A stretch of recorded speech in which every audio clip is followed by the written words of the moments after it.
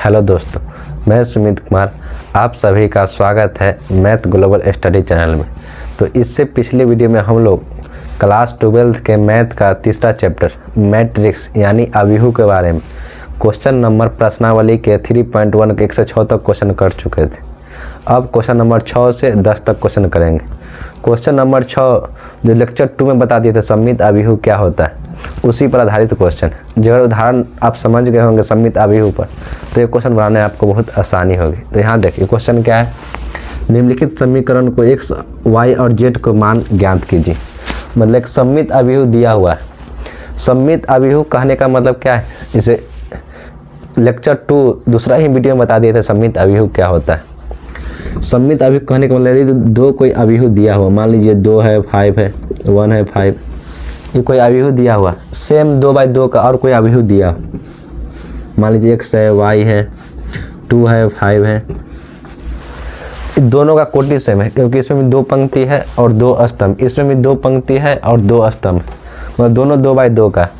यदि दोनों का कोटि सेम है, सममित अवयव का कहना है यदि दोनों का कोटि सेम है तो इसका सब अव्यय आपस में बराबर होगा। मतलब 2x के बराबर होगा, y 5 के बराबर होगा। कहने का ही मतलब सममित अवयव कहने का ही मतलब यदि दोनों का कोटि सेम हो, मतलब ये भी 2/2 का है, 2 पंक्ति है 2 स्तंभ, इसमें भी 2 पंक्ति है और 2 स्तंभ है, तो दोनों में सेम है, 2 पंक्ति 2 दोनों का कोटि सेम है, तो हर एक अव्यय आपस में बराबर होंगे। 2x के बराबर होगा, 5 y के बराबर होगा, 1 2 के बराबर होगा, 5 इस 5 के बराबर होगा। कहने का मतलब यही, तो सेम सब क्वेश्चन यहीं पर आधारित है। तो अब आगे देखिए, तो क्वेश्चन नंबर 1 देखिए। क्वेश्चन नंबर 1 क्या है, सॉल्व। इसमें x, y और z का मान निकालना है। तो इसमें भी 2/2, 2 पंक्ति है और 2 स्तंभ, ये भी दोनों सेम है, ये भी 2 पंक्ति है 2 स्तंभ, मतलब दोनों का कोटि सेम है, मतलब सममित अवयव है। तो हर एक इसमें y 4 के बराबर होगा, हर एक अव्यय, पहला अव्यय इसके बराबर होगा, दूसरा अव्यय z के बराबर होगा। z का मान कितना हो जाएगा 3, 4 के बराबर y हो जाएगा, 3 के बराबर z हो जाएगा और x के बराबर 1 हो जाएगा। तो इसमें x, y, z का मान निकल गया, मतलब x के मान 1 हो जाएगा, y के मान 3 हो जाएगा और z का मान 4 हो जाएगा। सेम इसी तरह इसमें भी देखिए क्वेश्चन नंबर 2, ये क्वेश्चन नंबर 1 हो गया, ये क्वेश्चन नंबर 2 देखिए। इसमें x, y, z का मान निकालना है। तो a अव्यय इसके बराबर हो जाएगा, मतलब x + y 6 के बराबर हो जाएगा। और ये देखिए 2 है, यहाँ देखिए 5 + z, 5 + z 5 के बराबर हो जाएगा और x, y 8 के बराबर हो जाएगा, x, y 8 के बराबर हो जाएगा। यहाँ देखिए x + y पहला अव्यय के बराबर, क्योंकि दोनों सममित अवयव है। इसका भी 2/2 कोटि है, 2 पंक्ति है और 2 स्तंभ, इसमें भी 2 पंक्ति है और 2 स्तंभ। अगर ये समझ में नहीं आता है तो लेक्चर 2 और लेक्चर 1 जरूर देख के आइएगा, उसमें पंक्ति क्या होता है, स्तंभ क्या होता है, सब बता चुके थे। सममित अवयव क्या होता है उस पर उदाहरण भी करा चुके थे, ये बोले थे खुद से बनाने के लिए, इसलिए इसको हम बता रहे हैं फिर से। यहाँ देखिए x + y 6 के बराबर होगा, 5 + z 5 के बराबर होगा, x, y 8 के बराबर होगा। अब पूछिएगा बराबर क्यों किए, बराबर इसलिए क्योंकि x, y और z के मान निकलना है, इसलिए बराबर किए। अब यहाँ देखिए z का मान यहाँ से निकल जाएगा कि नहीं, तो z बराबर ये 5 प्लस उधर क्या जाएगा -5, तो ऑलरेडी पहले से है ही, ये 5 उधर क्या जाएगा माइनस, तो 5 पर z का मान कितना चलेगा 0, z का मान यहाँ कितना चलेगा 0 है। और x और y का मान निकाला, ऊपर में देखिए x + y बराबर दिया हुआ है 6, तो यहाँ से x बराबर y 6, ये प्लस उधर क्या जाएगा -y, मतलब यहाँ से x का मान निकाल ली। पहला x + y के 6 के बराबर कर लिए, जिसमें x का मान निकालना है तो y को उधर भेज दिए, तो 6 - y हो गए। तो यहाँ पर देखिए x, y दिया हुआ है, यहाँ x का मान कितना है 6 - y, तो यहाँ x का मान 6 - y रख देंगे। x, y बराबर 8, x का मान कितना है 6 - y, तो y रख दिए, इंटू y पहले से y रख दिए बराबर 8, 6 × y कितना होता है 6y, y गुने y कितना होता है y² बराबर कितना है 8। अब सबको एक साइड कर लेंगे, तो ये -y² क्या चलेगा +y², ये प्लस 6y उधर क्या जाएगा -6y, ये पहले से 8 तो है बराबर 0। अब इसका गुणनखंड का y का मान निकालेंगे।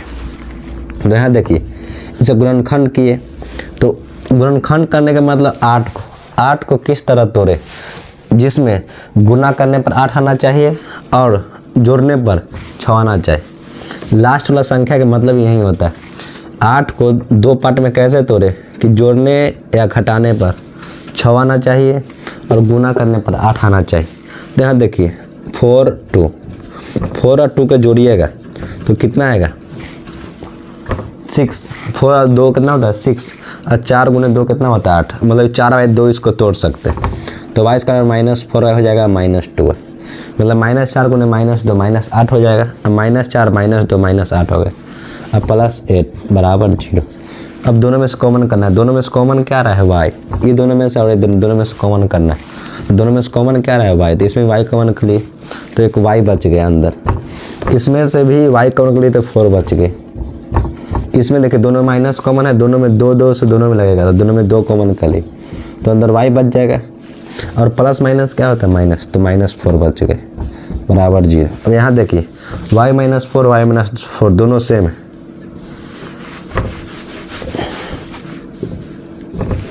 तो दोनों y -4 के एक साथ लिख लेंगे y -4 एगो y -2 एक साथ लिखाया जाएगा बराबर 0। अब दोनों को 0 के बराबर कर लेना, एक y -4 को 0 के बराबर कर लेना है, y -4 बराबर 0 तो y बराबर भी 4।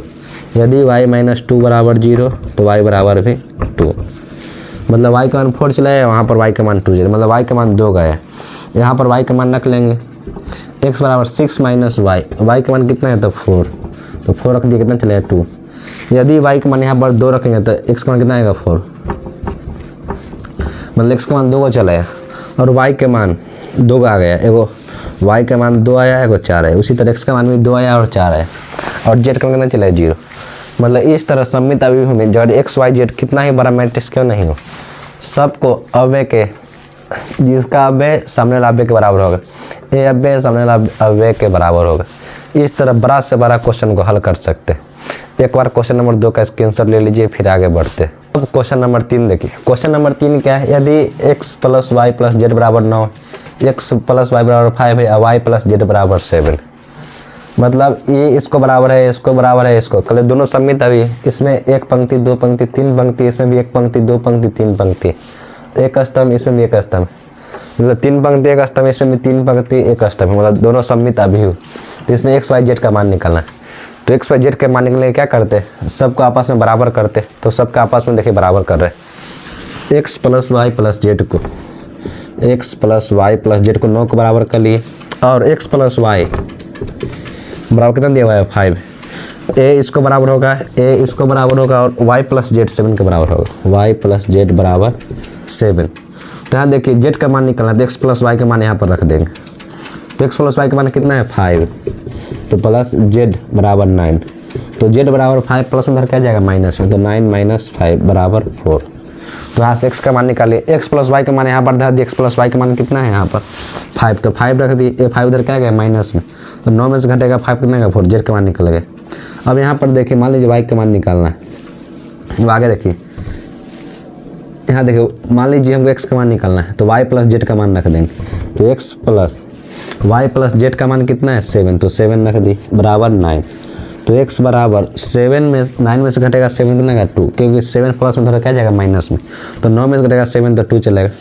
तो z का मान 4 आ गया और x का मान 2 आ गया। अब क्या चीज़ का मान निकालना है z का, तो यहाँ देखिए इसमें y + z बराबर कितना है 7, तो z का मान कितना है 4, तो z का मान रख देते, z के मान 4 आए बराबर 7, तो y बराबर 4 प्लस में उधर क्या जाएगा माइनस, तो y में 7 में से घटेगा 4 कितना आएगा 3, मतलब x का मान 2, y का मान 3 और z का मान 4।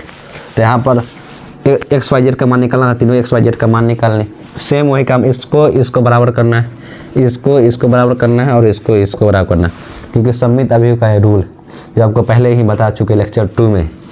सेम इस सममित अवयव सबसे आसान क्वेश्चन होता है। इससे क्वेश्चन में एग्जाम में बहुत अच्छा खासा इससे क्वेश्चन आता है।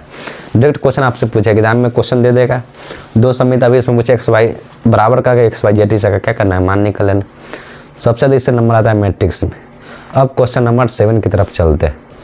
अब क्वेश्चन नंबर 7 देखिए, क्वेश्चन नंबर 7 उदाहरण नंबर 5 की तरह, जिसमें 2 समीकरण उदाहरण नंबर 5 के जैसे बताया सेम उसी तरह इसको हल करना है। तो क्वेश्चन नंबर 5 देखिए, इसमें ये भी सममित अवयव क्योंकि इसमें दो पंक्ति और दो स्तंभ, इसमें दो पंक्ति दो स्तंभ, दोनों सममित अवयव। सममित अवयव में ए बी सी डी का क्या करना, मान निकालना है। तो सब अव्यय का आपस में क्या करना, बराबर कर लेंगे। ए माइनस बी को -1 के बराबर कर लेंगे, 2a माइनस बी को 0 के बराबर कर लेंगे। इसी तरह 2a प्लस सी को 5 के बराबर कर लेंगे और 3c प्लस डी को 13 के बराबर कर लेंगे, क्योंकि सममित अवयव का रूल है। ए अव्यय इसके बराबर होगा, ए अव्यय इसके बराबर होगा, ए अव्यय 0 के बराबर होगा और ए अव्यय इसके बराबर होगा। सबको आपस में बराबर कर लिए। अब क्लास 10 का प्रतिस्थापन विधि लगाना है। ए और बी के हल कर दीजिए, ए और बी कटा दीजिए और ए और बी का मान निकालिए। इसमें सी और डी का कटा दीजिए और क्या कीजिए, 2a प्लस सी या 3c प्लस डी कटा के इसको क्या कीजिए, हल कर लीजिए। अब देखते हैं इसमें, देखिए जब इसको साइन बदल दें दोनों कट जाएगा। इसको समीकरण 1 मान लीजिए, इसको समीकरण 2 मान लीजिए। ये माइनस है भी माइनस है, जगह जिसको घटा दे इसको प्लस कर दे, इसको माइनस कर दे, दोनों कट जाएगा। मतलब समीकरण में से 2 में से 1 में से दूसरा घटाइएगा, क्योंकि घटाने पर चिन्ह बदल जाता है। माइनस प्लस हो जाता है, प्लस माइनस हो जाता है। तो माइनस बी और प्लस बी क्या हो, कट गए। ए में से घटेगा 2a तो माइनस ए हो जाएगा, यहाँ प्लस तो क्या होगा माइनस, तो -1 में से घटेगा 0 तो -1 हो, माइनस माइनस क्या हो, कट गया। तो मतलब ए का मान 1 आ गए। जब ए का मान समीकरण 1 में रखेंगे, ए का मान समीकरण 1 में रखने पर, ए का मान समीकरण 1 में रखने पर a माइनस बी बराबर 1 -1, ए का मान कितना है 1 बराबर माइनस बी बराबर -1। यदि 1 उधर प्लस उधर क्या जाएगा माइनस, तो माइनस बी बराबर -1 और -1 तो -2 हो जाएगा। माइनस बी बराबर -2, तो माइनस से माइनस कर गया, मतलब बी का मान कितना है, चला गया 2। ए का मान 1 और बी का मान 2। अब इसमें देखते हैं 2a प्लस सी बराबर 5, तो वो तो ए का मान निकल गया, कितना है 1, तो 2 गुने 1 प्लस सी बराबर 5, तो 2 गुने 1 2 होता है प्लस सी बराबर 5, तो सी बराबर 2 उधर प्लस में उधर क्या जाएगा माइनस में, तो सी बराबर 3, मतलब सी का मान भी निकल गया।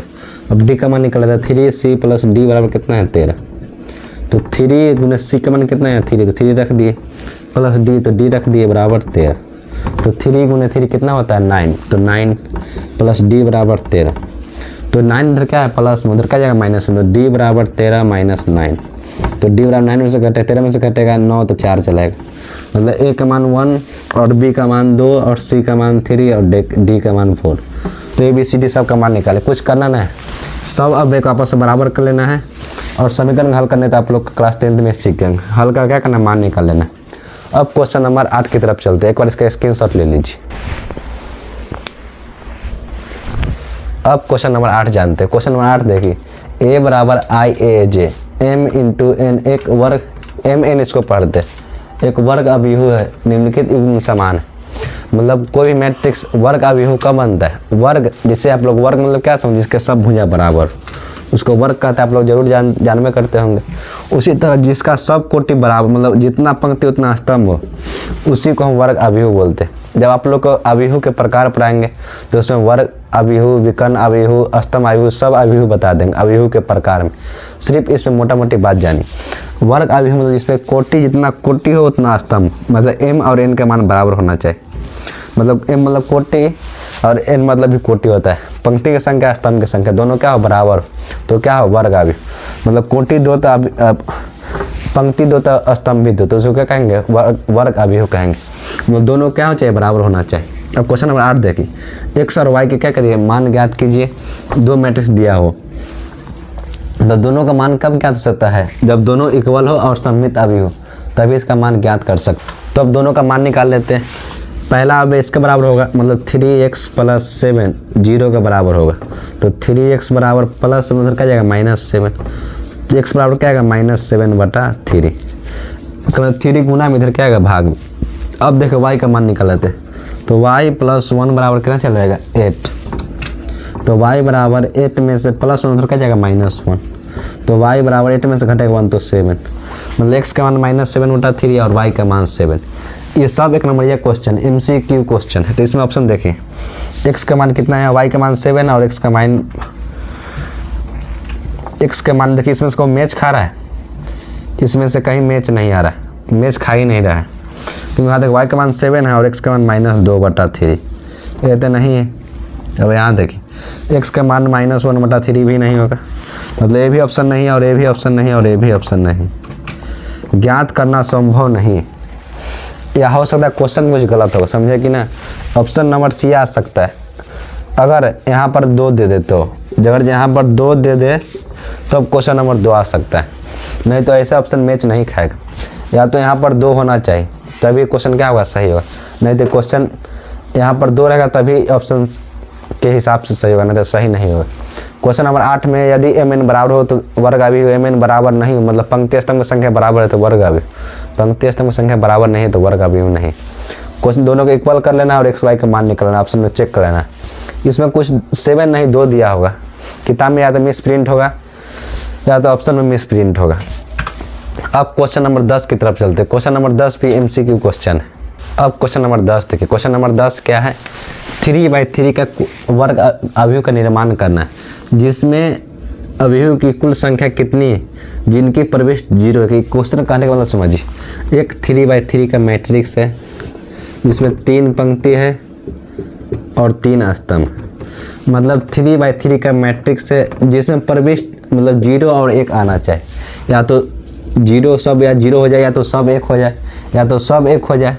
जैसे क्वेश्चन समझिए, क्वेश्चन क्या कर रहा है, जिसमें 0 या 1 है, मतलब यहाँ 0 आना चाहिए, मतलब जैसे 0 या 1 आना चाहिए। जैसे 0 है यहाँ 1 हो, 0 हो, 1 हो, 0 हो, 1 हो, 0 0 1, मतलब इस तरह कितना संख्या बन सकता है यदि 0 1 को भरो। या तो पूरा 0 होना चाहिए, या तो 1 होना चाहिए, या 0 1 मिक्स होना चाहिए। जैसे देखिए इसको ऐसे भी लिख सकते हैं 1 0 1 2 0, बोले 0 0 1 1 0 1, मतलब 0 1 का इस्तेमाल करके कितने अवयव का बना सकते हैं 3/3 मैट्रिक्स में। तो इसमें देखिए क्या क्या इसमें कंडीशन हो सकता है, या तो 0 या तो 1 है, या तो 0 या तो हर जगह 0 1 आ सकता है, उससे ज़्यादा कुछ आ ही नहीं सकता, क्योंकि यहाँ क्वेश्चन में बोल रहा है या तो 0 1 है, यहाँ पर भी 0 1 है, यहाँ पर 0 1 है, यहाँ पर भी 0 1 आ सकता है, यहाँ पर भी 0 1 आ सकता है, यहाँ पर भी 0 1 आ सकता है, यहाँ पर भी 0 1 आ सकता है। मतलब टोटल 0 क्या बार आ सकता है, 2 बार, मतलब एक बार 0 1 आया, 2 बार यहाँ आया, 2 बार यहाँ आया, 2 बार यहाँ पर आया, 2 बार यहाँ पर आया, और 2 बार यहाँ पर आया, 2 बार यहाँ पर आया, 2 बार यहाँ पर, 2 बार यहाँ पर, 2 बार यहाँ पर, टोटल 9 बार आया, मतलब 2 का पावर 9, तो 2 का पावर 9 कितना होता है 512, मतलब टोटल 512 बार 0 1 आने की संभावना है 3/3 की कोटि में। ये MCQ टाइप का क्वेश्चन है, इसमें ऑप्शन डी में होगा 512, ऑप्शन डी में 512 लिखा होगा, इसका आंसर वही हो जाएगा। मतलब एक अवयव का निर्माण कीजिए जिसमें 0 1 अवयव उसमें हो, तो 0 1 हमेशा 2 बार आ सकता है, या तो 0 या तो 1 0 1 हमेशा आ सकता है। तो इसी के साथ हम लोग का प्रश्नावली 3.1 कंप्लीट हुआ। अब इसमें थोड़ा और बच गया है, अवयव के प्रकार में जानेंगे। उदाहरण नंबर 1, उदाहरण नंबर 2, उदाहरण नंबर 3 बच गए। इसी के साथ हमारा चैप्टर लगभग 95% खत्म हो गया। अब अगले वीडियो में 3.2 की तरफ बढ़ेंगे। इसी के साथ मैं अपना वीडियो समाप्त करता हूँ। जय हिंद, जय भारत।